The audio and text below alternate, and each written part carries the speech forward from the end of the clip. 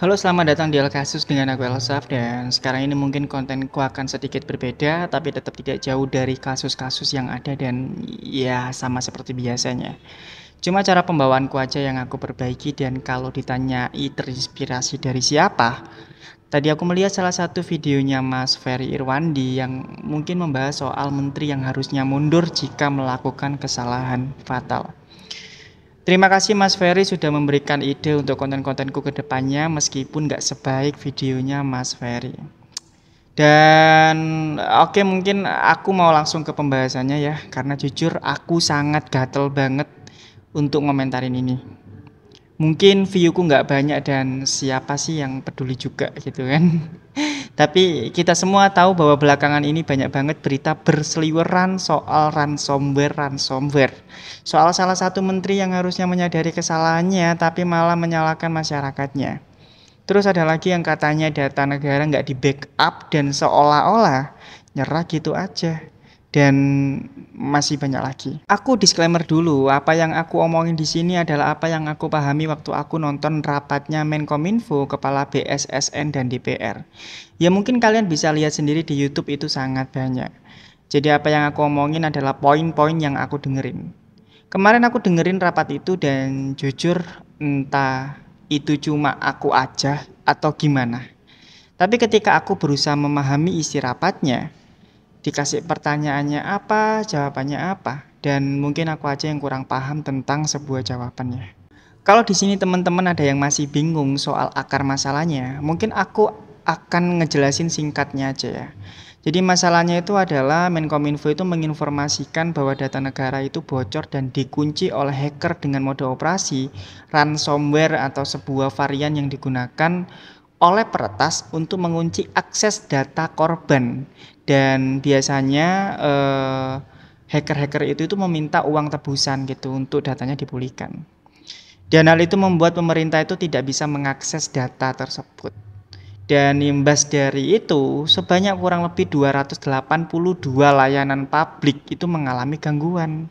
Dan parahnya lagi, para hacker itu meminta tebusan sekitar 8 juta dolar atau dikonversikan rupiah itu sekitar 131 miliar rupiah.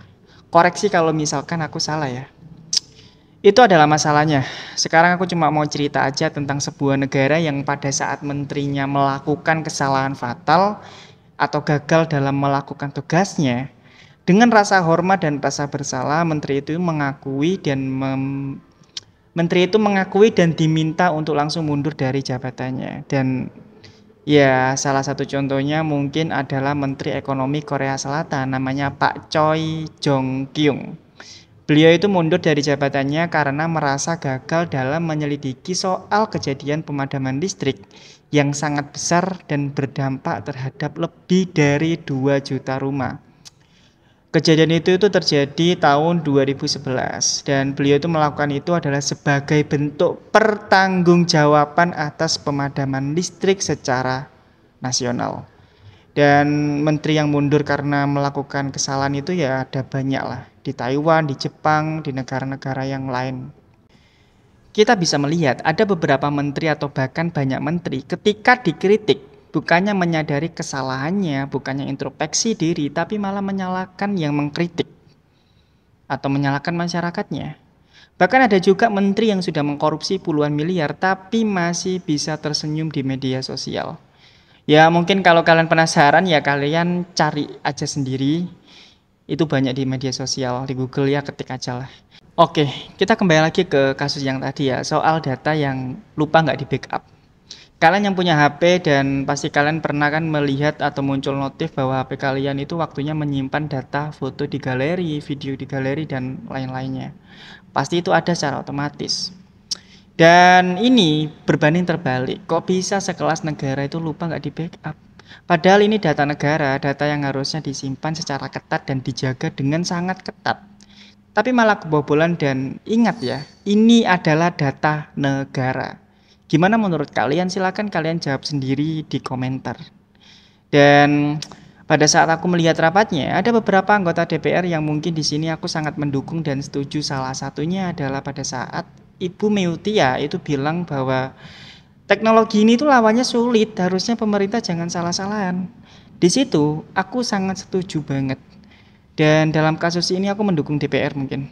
Karena di rapat itu ada banyak pertanyaan yang bisa jadi juga mewakili rakyat Indonesia. Kalau kalian penasaran, lihat sendiri aja perdebatannya, seru kok. Mungkin akan panjang kalau misalkan aku bahas semuanya, tapi di sini aku hanya ingin memberikan kesimpulan bahwa harus diakui bahwa pada kasus ini Menkominfo dan BSSN melakukan kesalahan. Karena kasus pembobolan ini terjadi nggak cuma sekali, tapi berkali-kali. Mulai dari BSI, data pemilu, dan masih banyak lagi. Pertanyaannya, kok bisa sampai berkali-kali? Apa yang dilakukan di sana? Dan kesimpulanku ini juga sempat ditanyakan oleh Bapak DPR pada saat rapat, Rek. Jadi aku sih aman lah ya. Ya mungkin itu aja lah unek-unekku sebagai masyarakat awam yang nggak ngerti soal IT. Tapi semoga kedepannya Pak Presiden dan jajaran-jajarannya itu bisa memperbaiki ini semua. Aku yakin di Indonesia itu sangat banyak banget anak muda yang berkompeten di bidangnya, yang canggih dalam menjaga data-data negara, yang lebih paham mungkin ya, lebih paham soal data-data gitu kan ya, bisa bisa mengembalikan data yang hilang dan lain-lain. Dan sehat-sehat untuk Bapak-Bapak Menteri dan semua jajaran pemerintahan yang benar-benar melakukan tugasnya dengan sangat baik. Aku yakin 90% di dalam pemerintahan sana itu ada banyak orang baik yang benar-benar bekerja untuk negara, bukan bekerja untuk pribadi dan keluarga dengan hasil uang korupsi. Dan semoga masalah ini cepat selesai dan cepat diperbaiki. Jujur kalau misalkan aku nyampein unek-unekku semuanya, mungkin akan ada banyak kata-kata kotor yang aku ucapin, Rek. Dan kita tunggu update terbaru dari kasus ini. Sama-sama kita doakan semoga datanya itu bisa balik dan semoga negara kita itu dijaga. Pak Jokowi dan orang-orang baik yang berusaha menjaga nama baik negara dilancarkan setiap menyelesaikan kasusnya. Amin. Dan sekali lagi terima kasih buat kalian yang sudah dengerin aku sampai habis, Rek ya. Maaf kalau misalkan apa yang aku sampaikan ini agak sedikit fakta. Dan aku Elsaf, sampai ketemu lagi di El Kasus.